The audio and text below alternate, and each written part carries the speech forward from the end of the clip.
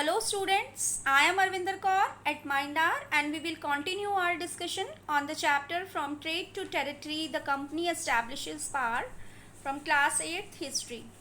So beta, in our previous video lecture we have discussed that how the battles were fought between the Mysore state and the Britishers, and in the final battle Tipu Sultan जो है वो लड़ते हैं और उनकी death हो जाती है और इसके बाद मैसूर स्टेट के ऊपर ब्रिटिशर्स का कंट्रोल एस्टैब्लिश हो जाता है.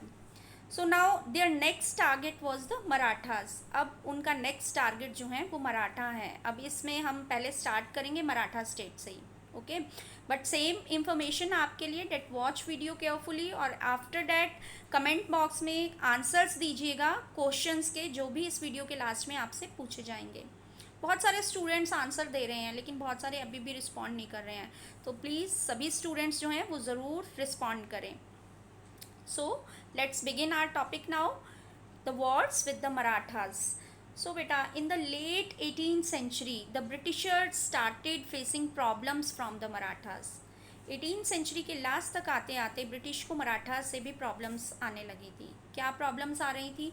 अब मराठास जो हैं उस समय काफ़ी पावरफुल हो चुके थे and they wanted to rule the Delhi also.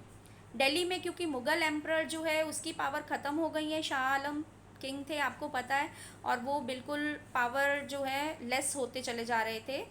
लेकिन उसी बीच में क्या होता है, उसी बीच अहमद शाह अब्दाली जो है वो इंडिया पे अटैक करता है.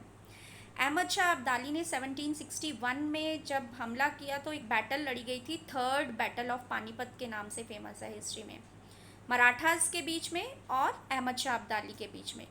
तो मराठास उस समय सोचते हैं कि अगर वो ये लड़ाई जीत जाते हैं तो दिल्ली उनके कब्ज़े में आ जाएगी, दिल्ली के ऊपर उनका कंट्रोल एस्टैब्लिश हो जाएगा एंड दिल्ली जो है उस समय जो है सुप्रीम सीट मानी जा रही थी इंडिया की, कि जिसका दिल्ली पे अधिकार है उसका पूरे देश पे अधिकार है.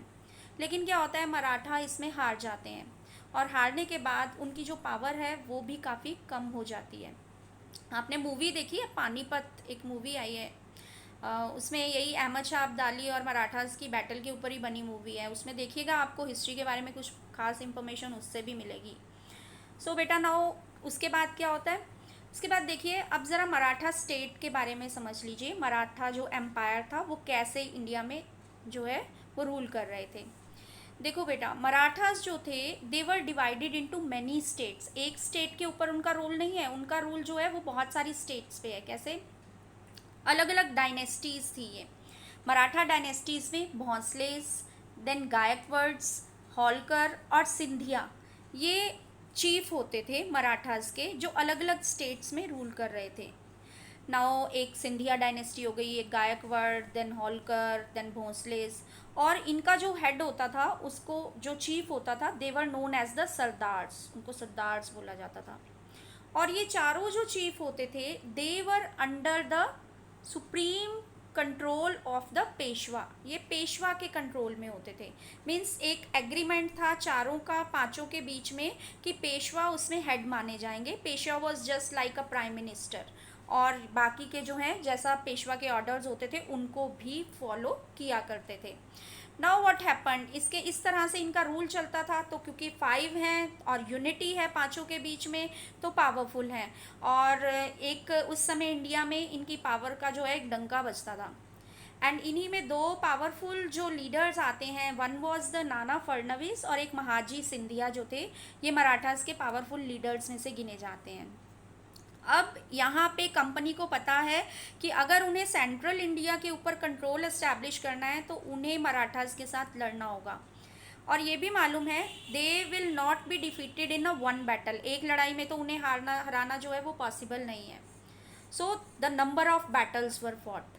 एक लड़ाई नहीं लड़ी गई, अलग अलग 3 लड़ाइयाँ लड़ी गई जिसमें कि ब्रिटिश और जो थे फाइनली विन हुए. लेकिन कैसे विन हुए देखिए, when the first battle was fought, तो फर्स्ट बैटल में मराठास जीत जाते हैं, ठीक है, एंड ब्रिटिश जो है वो हार जाते हैं. लेकिन एज़ यूजुअल जैसे ब्रिटिश की आदत रही थी कि जब भी वो हारने लगते हैं वो क्या करते हैं, दे मेक अ एग्रीमेंट, वो अलायंस कर लेते हैं, संधि कर लेते हैं, समझौता कर लेते हैं. सो दे डिड, और समझौता हो जाता है कि आने वाले टाइम में 20 साल तक हम लड़ेंगे नहीं. तो ऐसा ही वो करते हैं. तब तक क्या करते हैं, अपनी पावर को और स्ट्रॉन्ग कर लेते हैं, अपने मजबूत कर लेते हैं, और उनके जो मराठास के अंदर के कॉन्फ्लिक्ट्स हैं ना उनको समझने की कोशिश करते हैं। अब फाइनली उन्हें पता चलता है कि मराठास की तो आपस में भी नहीं बन रही है, पेशवा के साथ में भी इनके कुछ कॉन्फ्लिक्ट्स जो हैं वो चलते रहते हैं। सो क्या होता है, पूरी तैयारी के साथ इन 1803 second Anglo Maratha war is fought. अब ये सेकेंड एंग्लो मराठा वॉर में ब्रिटिश जीत जाते हैं और रिजल्ट क्या निकलता है, 2 साल तक ये बैटल चलती है और उड़ीसा का एरिया, देन इसके बाद नॉर्थ यमुना का एरिया जो आता है इंक्लूडिंग आगरा एंड दिल्ली का जो पोर्शन होता है, ये सारा का सारा ब्रिटिशर्स के कब्जे में आ जाता है। देन थर्ड जो मराठा एंग्लो वॉर होती है वो फॉट की जाती है। थर्ड वॉर को हम इसे पिंडारी वॉर के नाम से भी बुलाते हैं, बिकॉज मराठास, पिंडारी कौन होते हैं, पिंडारी मतलब जो लुटेरे लोग होते हैं, Marathas were considered in locally, उनको पिंडारी भी बोला जाता था। सो इस वॉर में क्या होता है, फाइनली ब्रिटिश के हाथों में पूरी पावर आ जाती है, ब्रिटिश पूरी मराठा स्टेट को जो है वो कंट्रोल कर लेते हैं।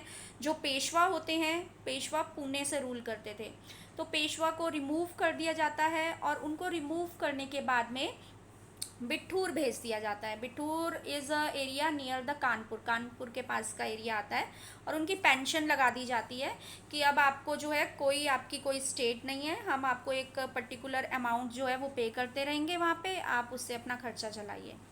तो इस तरीके से साउथ ऑफ विंध्या तक का जो एरिया आता है, विंध्याचल माउंटेन सुनिए ना आपने, वो पूरा एरिया जो है वो ब्रिटिशर्स के कब्जे में जो है वो आ जाता है। मीन्स मराठा स्टेट फाइनली ख़त्म हो जाती है।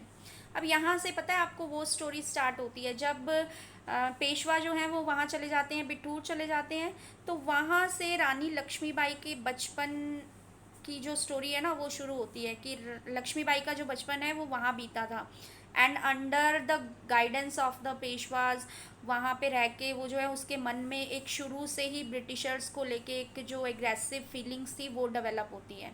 ठीक है, तो कैसे उसकी ट्रेनिंग होती है, मिलिट्री ट्रेनिंग वगैरह वो लेती है, वो सारा पार्ट वहाँ से शुरू होता है, जो कि हम जब 1857 का रिवोल्ट स्टडी करेंगे तो हम उसमें आपको बताएंगे और डिटेल में। सो इस तरीके से मराठाज ने के ऊपर ब्रिटिश का कंट्रोल हो गया इस्टेब्लिश। नाउ अब ब्रिटिश को आपने कैसे देखा, डेट एग्रेसिवली टेरिटोरियल एक्सपेंशन वो कर रहे हैं। एग्रेसिवली टेरिटोरियल एक्सपेंशन का क्या मतलब हुआ कि अब तक उन्होंने वॉर्स लड़ी हैं। कैसे लड़ी हैं, बंगाल स्टेट के साथ वॉर लड़ी, देन उन्होंने एक्सपेंड की टेरिटरी, देन उन्होंने मैसूर स्टेट के साथ वॉर्स लड़ी, देन उसके बाद में मराठास के साथ वॉर लड़ी। Now they wanted something more, क्या चाहिए अब उन्हें, now they wanted the supremacy, supremacy on whole India. वो चाहते हैं कि पूरा इंडिया हमारे कब्जे में आ जाए। तो अब इसके लिए कुछ और रास्ते भी निकालने होंगे। अब ज़रूरी तो नहीं है कि हर स्टेट के साथ वो लड़ें और वो जीत जाएं और एक्सपेंड करते रहें टेरिटरी, ऐसा तो पॉसिबल चल नहीं रहा था वहाँ पे। सो नाउ क्या होता है बेटा कि British decided to become the paramount power and a new policy is introduce, एक नई पॉलिसी इंट्रोड्यूस करते हैं वो, that is known as the paramountcy policy. Paramountcy word का क्या मतलब है, पैरामाउंटसी का मतलब है सुप्रीम पावर। तो देखो एक गवर्नर जनरल बन के आए उस समय 1813 में, जिनका नाम था लॉर्ड हेस्टिंग्स। अब ये जो लॉर्ड हेस्टिंग्स है ना, इसी नाम के कंफ्यूज नहीं होना है। एक स्टार्टिंग में आपने पढ़ा था इंडिया के फर्स्ट गवर्नर जनरल कौन थे, वॉरेन हेस्टिंग्स, तो ये हैं लॉर्ड हेस्टिंग, दोनों अलग अलग हैं। ये 1813 में आए थे इंडिया में। इन्होंने ये पॉलिसी निकाली थी, पॉलिसी ऑफ पैरामाउंटसी। तो इस पॉलिसी के अकॉर्डिंग इन्होंने क्या किया वो बताते हैं। देखो अब तक क्या हो चुका है, यहाँ पे ब्रिटिशर्स का कंट्रोल है ना, ये मराठा स्टेट्स इनके कब्जे में आ गई। मैप में अगर आप देखें तो ये मैसूर स्टेट इनके कब्जे में है, ठीक है। देन ये वाला एरिया ब्रिटिशर्स का है और ये अवध वाला एरिया भी ब्रिटिश के कब्जे में है इस समय तक। अब नया रास्ता है पैरामाउंटसी पॉलिसी। तो इसके अंडर वो क्या करते हैं, in order to become the supreme और द पैरामाउंट पावर, वो स्टार्ट करते हैं एनेक्सेशन का ये तरीका कि इस प्रोसेस में वो क्या करते हैं, वो इंडियन रूलर्स को बोलते हैं कि क्योंकि अब हम इस इंडिया में सुप्रीम पावर हैं, we are the paramount power, हमारे पास सबसे ज़्यादा शक्ति है, तो आप अपनी स्टेट को ऊपर हमारा एनेक्सेशन हो जाने दीजिए। मीन्स अब हम डायरेक्टली आपकी स्टेट को अपने कब्जे में ले रहे हैं। तो अगर कोई ब्रिटिशर्स जो है अगर ऐसा कहते हैं कि हम डायरेक्टली आपकी स्टेट को एनेक्स कर रहे हैं, तो क्या इंडियन रूलर्स मान गए होंगे, no. Many of them did the resistance, बहुत सारों ने विरोध किया। और कौन कौन सी स्टेट्स ने विरोध किया उसमें देखिए एक नेम आता है रानी चिन्नम्मा का। अब ये रानी चिन्नम्मा जो थी, यहाँ मैप में देखिए, she was ruling in the Kittur. Kittur Karnataka के पास एक छोटा सा एरिया आता है, वहाँ पे ये रूल करती थी। तो इन्होंने रेजिस्ट किया, लड़ाई लड़ी गई, लेकिन फाइनली क्या होता है कि जो रानी चिन्नम्मा है उनको अरेस्ट कर लिया जाता है 1824 में और इम्प्रिजन कर दिया जाता है, और वहीं जेल में 1829 में इनकी डेथ हो जाती है। सो इन दिस वे किट्टूर के ऊपर ब्रिटिश का कंट्रोल एस्टैब्लिश हो गया। अब बचा हमारा नॉर्थ वेस्ट का फ्रंटियर एरिया, नॉर्थ वेस्ट का जो एरिया आता है वो वाला। अब देखो इस एरिया में क्या हो रहा था, इन 1830s कंपनी को ये चिंता स्टार्ट हो गई। Company means British east India company को एक देवर वरिड कि इस एरिया से रशिया जो है वो अपनी एक्सपेंशन करता हुआ आ रहा है। अब रशिया, जैसे ब्रिटिश ने इंडिया में अपना एम्पायर खड़ा कर रखा था ना पूरा, उसी तरीके से उस समय रशिया भी अपना एम्पायर बढ़ा रहा था, और रशिया और ब्रिटिश की थी बहुत बड़ी दुश्मनी, एनिमिटी। तो अगर रशिया की लड़ाई होती है ब्रिटेन के साथ, ज़रूरी नहीं है कि वो ब्रिटेन और वहीं पे लड़ेंगे वो लोग यूरोप में, वो ऐसा भी तो कर सकता था इधर से बढ़ता हुआ आ रहा है और ब्रिटिश के इस पूरे एम्पायर के ऊपर कब्जा कर ले और ब्रिटिश के हाथों से इंडियन एम्पायर निकल जाए। तो उस एनिमिटी के डर से कि कहीं मेरा इंडियन एम्पायर के ऊपर हमला ना हो जाए, अब ब्रिटिश को इस नॉर्थ वेस्टर्न फ्रंटियर की चिंता स्टार्ट हुई कि इस एरिया के ऊपर हमारा कंट्रोल हो जाना चाहिए। कौन सा एरिया? अफगानिस्तान वाला एरिया, ठीक है, जो उस समय हमारा बॉर्डर था, क्योंकि पाकिस्तान तो हमारे देश का ही हिस्सा था ना, वो तो पाकिस्तान तो पंजाब था उस समय, तो पाकिस्तान के उस तरफ का जो एरिया था, दिस वाज द अफगानिस्तान, ठीक है। तो अब ब्रिटिश ने अपने नॉर्थ वेस्ट फ्रंटियर को सिक्योर करने के लिए देवर फाइटिंग अ प्रोलॉन्ग वॉर्स, लंबी लड़ाइयाँ चली फ्रॉम 1838 टू 1842, किसके साथ? अफगानिस्तान के साथ। और फाइनली अफगानिस्तान में ब्रिटिशर्स अपना इनडायरेक्ट रूल इस्टेब्लिश कर लेते हैं। इनडायरेक्ट का मतलब डायरेक्टली वहाँ पे जाके वो रूल नहीं कर रहे थे, क्योंकि वहाँ की तो कंडीशंस ऐसी थी, क्लाइमेटिक कंडीशंस, की उनके लिए एनवायरनमेंट सुटेबल ही नहीं था।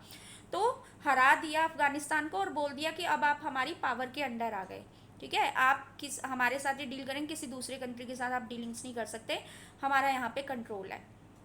तो अफगानिस्तान का एरिया ब्रिटिशर्स के कब्जे में आ गया। Like here in the map you can see, ये वाला एरिया पूरा का पूरा ऊपर जो आपको मैप में ये दिख रहा है purple area, this was the Afghanistan. अब अफगानिस्तान को जीतने के बाद 1843 में they also took over the Sindh, यहाँ पे सिंध का एरिया था, इसको भी उन्होंने जीत लिया। तो ये भी ब्रिटिशर्स के स्टेट का पार्ट बन गया, उनकी टेरिटरी हो गया। नाउ अब क्या बचा? दिस वॉज द एरिया, ये वाला पूरा एरिया, ये जो एरिया है ये उस समय महाराजा रंजीत सिंह का एरिया था, पंजाब स्टेट, ठीक है। So he was ruling over the Punjab. अब ब्रिटिश को पता है कि पंजाब स्टेट को जल्दी से हासिल करना उनके लिए आसान नहीं है। क्यों? क्योंकि वहाँ पे रूल कर रहे हैं महाराजा रंजीत सिंह, और वो बहुत पावरफुल रूलर हैं। इतने पावरफुल रूलर हैं कि अगर वो एक्सपेंशन करना चाहते हैं तो वो ब्रिटिश की इधर की टेरिटरीज को भी जीत लेंगे। तो महाराजा रंजीत सिंह की जो आर्मी है वो भी यूरोपियन ट्रेंड है, बिल्कुल ब्रिटिश के टक्कर की आर्मी है। तो जब तक महाराजा रंजीत सिंह रहते हैं तो ब्रिटिश तब तक तो बिल्कुल पंजाब स्टेट की तरफ देखते भी नहीं हैं। इवन वो क्या करते हैं, वो महाराजा रंजीत सिंह के साथ में एक एग्रीमेंट साइन कर लेते हैं। क्या एग्रीमेंट साइन करते हैं?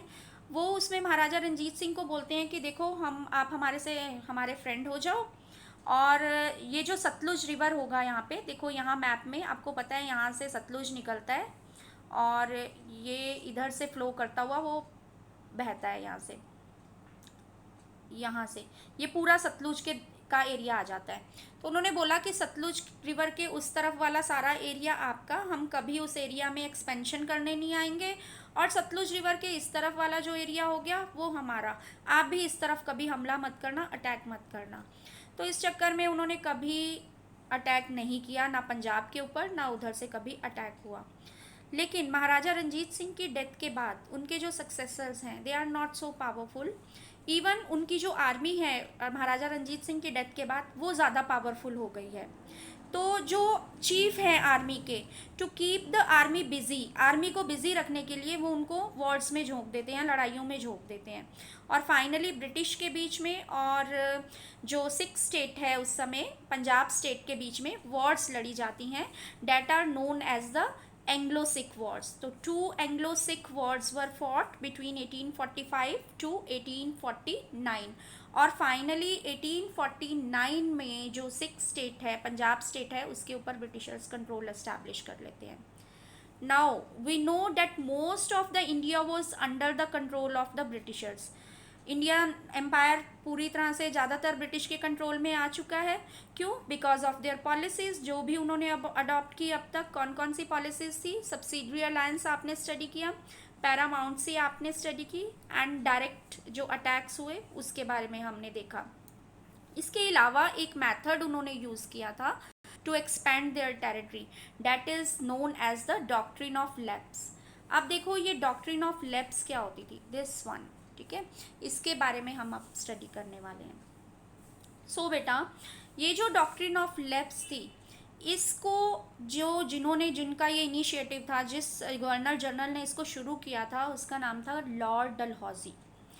लॉर्ड डलहौजी, डलहौजी एक जगह भी है, आपको पता है, हिल स्टेशन है, इन्हीं लॉर्ड डलहौजी के नाम के ऊपर है। तो अब हम आपको बताते हैं इन्होंने क्या किया। लॉर्ड डलहौजी जो थे वो गवर्नर जनरल बन के आए थे 1842 में, ठीक है।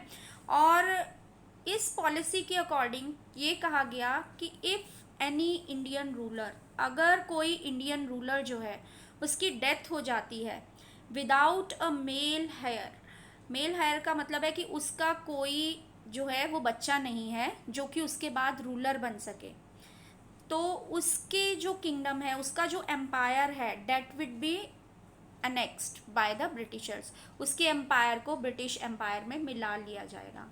बहुत सारी स्टेट उस समय, लाइक सतारा हो गई, देन संभलपुर हो गई, उदयपुर हो गई, Nagpur, Jhansi and Awadh, in states को डॉक्ट्रिन ऑफ लैप्स के थ्रू इनेक्स किया गया था। रानी लक्ष्मीबाई की स्टोरी जानते हो ना? रानी लक्ष्मीबाई के साथ क्या हुआ था कि उसका जो झांसी की रानी के बारे में सुना है ना, she was a queen of Jhansi, तो उसका अपना कोई नेचुरल हायर नहीं था, उसका कोई चाइल्ड नहीं था, उसके जो बेटा होता है उसकी डेथ हो जाती है, तो उसके बाद वो एक बेटा गोद लेती है, अडॉप्टेड सन था उसका। तो ब्रिटिश मना कर देते हैं कि हम इसको आपका उत्तराधिकारी नहीं मानेंगे, एंड रिजल्ट क्या होता है कि उसको बोला जाता है कि अब तुम्हारी स्टेट जो है वो एनेक्स कर ली जाएगी under the doctrine of lapse. तो फिर वॉर फाइट की जाती, तभी तो रानी लक्ष्मीबाई ने 1857 के रिवोल्ट में भी पार्ट लिया था, जिसके बारे में आगे के जब हम कंटिन्यू करेंगे ना आगे के चैप्टर्स, तो उसमें हम आपको बताएंगे। So Jhansi was also annexed by the Britishers, and इन्हीं इंसिडेंट, यही वो इंसिडेंट्स थे जिनकी वजह से बाद में 1857 का रिवोल्ट जो है वो होता है। So as the company had gained control over almost whole of the India and they have become the masters of the Indian land. So अब नेक्स्ट क्या स्टेप था? अब इतना बड़ा एम्पायर तो खड़ा कर लिया, अब इसको एडमिनिस्टर करने की भी तो ज़रूरत है, उसको चलाना भी तो है, राजा वाले सारे काम भी तो करने पड़ेंगे। तो अब आ जाइए स्टार्टिंग के ऊपर। आपको याद है पहले मैंने बताया था कि हमारे कंट्री में जो फर्स्ट गवर्नर जनरल बन के आया था वो कौन था? वॉरेन हेस्टिंग था। एंड उन्होंने इंडिया में बहुत सारे चेंजेस लाए थे, स्पेशली एडमिनिस्ट्रेशन में। एडमिनिस्ट्रेशन का मतलब क्या होता है पहले ये समझ लो। एडमिनिस्ट्रेशन का मतलब है यहाँ का जुडिशरी सिस्टम, यहाँ पे जो जितने भी ऑफिसेज, जितने भी डिपार्टमेंट होते हैं जहाँ से कि काम चलाया जाएगा, कोर्ट्स हो गए, ईच एंड एवरीथिंग, जो भी डिपार्टमेंट्स हैं, रिवेन्यू कलेक्ट करने का सिस्टम, तो वो सारे के सारे डिपार्टमेंट्स, ठीक है। तो जो हेस्टिंग्स थे उन्होंने इस एडमिनिस्ट्रेशन को रन करने के लिए 3 प्रेसिडेंसीज में पूरे उसको को डिवाइड कर दिया था, सारी एम्पायर को, अपने ब्रिटिश एम्पायर को। कैसे डिवाइड किया था? 3 प्रेसिडेंसीज। लाइक आज की डेट में आपकी स्टेट्स कितनी हैं? 28 स्टेट्स हैं। तो उस समय मेनली ये प्रेसिडेंसीज होती थी, बॉम्बे, मद्रास एंड बंगाल। ये 3 प्रेसिडेंसीज थी जिनके थ्रू पूरे कंट्री को गवर्न किया जा रहा था। हेड कौन होगा? देखिए, हर प्रेसिडेंसी में एक गवर्नर अपॉइंट किया जाता था, ठीक है। हर प्रेसिडेंसी का एक अपना गवर्नर होता था, और जो तीनों ही गवर्नर्स के ऊपर, उससे भी ऊपर जो हेड होता था कंपनी के एडमिनिस्ट्रेशन का, वो होता था गवर्नर जनरल। नाम में फ़र्क क्या? देखो, गवर्नर जनरल अलग होते हैं, गवर्नर्स अलग होते हैं। Like in this flow chart आप देखो, इसको आप कॉपी में भी ड्रॉ कर लेना अपनी। कंपनीज एडमिनिस्ट्रेशन देखिए, 3 प्रेसिडेंसीज, हर प्रेसिडेंसी का अपना एक अलग गवर्नर बना दिया, और वो गवर्नर किसको रिस्पॉन्सिबल है, उनके ऊपर हेड कौन हो गया, गवर्नर जनरल होता था। इसी टाइप से कंपनी का एडमिनिस्ट्रेशन चलाया जाता था।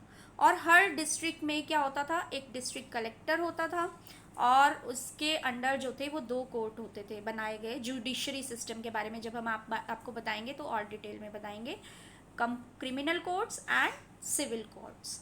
अब देखो ये पूरा सिस्टम जो है वो कैसे चलता था।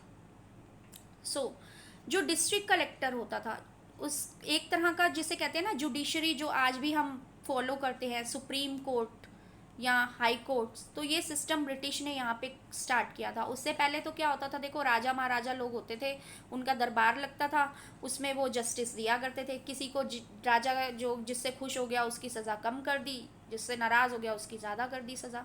लेकिन ब्रिटिश ने यहाँ पे एक प्रॉपर जुडिशियल सिस्टम जो है वो शुरू किया। उन्होंने कैसे शुरू किया सिस्टम, पूरे कंट्री में 2 तरह के कोर्ट्स बनाए। एक होते थे डिस्ट्रिक्ट जो क्रिमिनल कोर्ट्स, और एक होते थे सिविल कोर्ट्स। अब देखो जो क्रिमिनल कोर्ट होते थे वो, उसमें तो इस तरह के केसेस, जैसे फौजदारी कहा जाता था, फौजदारी अदालत बोलते थे उसे उस समय, उसमें तो मर्डर के केस हो गए, इस तरह के या केस जो थे वो सॉल्व किए जाते थे। और जो सिविल कोर्ट होते थे उसमें दीवानी कोर्ट बोलते थे उसको, दीवानी अदालत, और उसमें प्रॉपर्टी से रिलेटेड किसी ने किसी का कुछ छीन लिया, या मैरिज से रिलेटेड इस तरह के इश्यूज जो थे वो सॉर्ट आउट किए जाते थे। अब लॉ एंड ऑर्डर को मेंटेन करके रखने के लिए अब जो इंटरप्रिटेशन होती थी लॉज की वो कौन करेगा, हेड तो होता था डिस्ट्रिक्ट कलेक्टर, उसके अंडर क्रिमिनल कोर्ट्स में यूरोपियन जज अपॉइंट किए जाते थे, और सिविल कोर्ट में भी यूरोपियन जज होते थे। लेकिन इन जजेस को इंडियन लॉज के बारे में कौन बताता था, क्योंकि उस समय तो धर्म के अकॉर्डिंग न्याय वगैरह किया जाता था। तो जो मुस्लिम कम्युनिटी होती थी उनके तो मौलवीज होते थे, और जो पंडित्स होते थे हिंदू कम्युनिटी के, वो लोग लॉ इंटरप्रेट करके बताते थे इन जजेस को। सिमिलरली सिविल कोर्ट में भी काजी और मुफ्ती जो थे वो रखे हुए थे, जो लॉ बताने का काम करते थे कि हमारे धर्म के अकॉर्डिंग किस तरीके के कानून जो है वो होने चाहिए। अब ब्रिटिश ने इस सिस्टम के अकॉर्डिंग पूरा लॉ एंड ऑर्डर जो है वो वहाँ पे मेंटेन किया। हाउएवर वॉरेन हेस्टिंग्स के बाद इंडियन जो एडमिनिस्ट्रेशन का सिस्टम था, लॉर्ड कॉर्नवालिस जब गवर्नर जनरल बन के इंडिया आते हैं तो वो इस एडमिनिस्ट्रेशन को रीऑर्गेनाइज करते हैं, मतलब उन्होंने बहुत सारे इसमें चेंजेस भी इंट्रोड्यूस किए। इसके साथ साथ ब्रिटिशर्स ने जहाँ पूरा टैक्सेशन का सिस्टम, एडमिनिस्ट्रेशन का सिस्टम जो है वो ऑर्गेनाइज किया, उसके साथ साथ अब देखो उनकी सबसे बड़ी ज़रूरत क्या थी, उनको इंडियन टेरिटरीज़ को संभाल के रखने के लिए, मेंटेन करके रखने के लिए एक स्ट्रॉन्ग आर्मी की भी ज़रूरत थी, क्योंकि इतना बड़ा एम्पायर उन्होंने खड़ा कैसे किया था, आर्मी की मदद से ही तो खड़ा किया था। और अगर उनकी आर्मी स्ट्रांग नहीं होगी तो नेचुरली जो है दोबारा से उनके हाथों से ये सारा एम्पायर निकल भी सकता था। उन्होंने क्या करना शुरू किया, now they started the recruiting of the Indian peasants and workers to their own army. अपनी आर्मी को स्ट्रॉन्ग बनाने के लिए उन्होंने इंडिया के जो पीजेंट्स होते थे, पीजेंट मीन्स जो लेबर वर्कर जो खेतों में काम करते हैं, ठीक है, तो उनको, और इसके साथ साथ जो वर्कर्स होते थे, लेबर क्लास होती थी, उसको आर्मी में अपॉइंट करना शुरू कर दिया, अपनी आर्मी की पावर को बढ़ाने के लिए। एंड जैसे मुगल आर्मी होती थी ना, जिसमें सवार भी होते थे, सवार कौन मीन्स हॉर्स के ऊपर जो राइड करती थी, एंड कुछ फुट सोल्जर्स होते थे, पैदल सैनिक होते थे। सिमिलरली ब्रिटिश की आर्मी में भी बोथ सवार्स भी होते थे एंड जो पैदल सैनिक होते थे मीन्स फुट सोल्जर्स जो होते थे वो भी रखे गए। उनको प्रॉपर ट्रेनिंग दी जाने लगी, स्वॉर्ड फाइटिंग की, देन आर्करी की ट्रेनिंग उनको दी जाती थी। अब ब्रिटिश की आर्मी तो यूरोपियन स्टाइल की मॉडर्नाइज भी होती थी।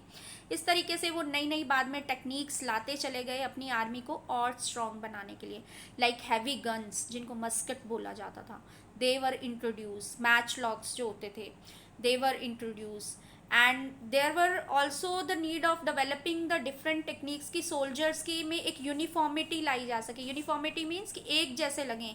अब कोई कहीं से आ रहा है, ब्रिटिश की आर्मी में ये नहीं देखा जाता था कि वो पर्सन जो है प्रॉपर क्षत्रिय क्लास का ही होना चाहिए तभी वो सोल्जर बनेगा। लेकिन यूनिफॉर्मिटी किस फॉर्म में, यूनिफॉर्मिटी मीन्स कि उनमें एक डिसिप्लिन लाने की कोशिश की गई, आर्मी को एक डिसिप्लिन वे में बनाया जा सके। और कई बार ये डिसिप्लिन लाते लाते बहुत सारे लोगों की जो कम्युनिटी फीलिंग्स थी, रिलीजियस जो फीलिंग्स थी, वो भी हर्ट हो जाती थी, जो सिपाहीज होते थे। सिपाही किसको बोलते हैं, इंग्लिश वर्जन एक तरह से बोल दें हम, सिपाही को वो लोग सिपाही बोल रहे थे। तो फिर इसी चक्कर में क्योंकि रिलीजियस फीलिंग्स जो थी सिपाहीज की हर्ट हुई, तो बाद में रिवोल्ट भी हुआ, जो आगे डिस्कस करेंगे। So in this way this created a discontent among the people that resulted in the 1857 revolt, जो बताया आपको कि बाद में हम डिस्कस करेंगे। सो इस पीरियड तक आते आते ब्रिटिशर्स ने क्या किया, उनका एक्सपेंशन देखिए। ये जो मैप में आपको एरिया नज़र आ रहा है ना, दिस वन, ये येलो एरिया जो है वो धीरे धीरे करके फाइनल जो मैप था इंडिया का, वो पूरे के ऊपर ब्रिटिशर्स का कब्जा हो चुका था 1857 तक आते आते।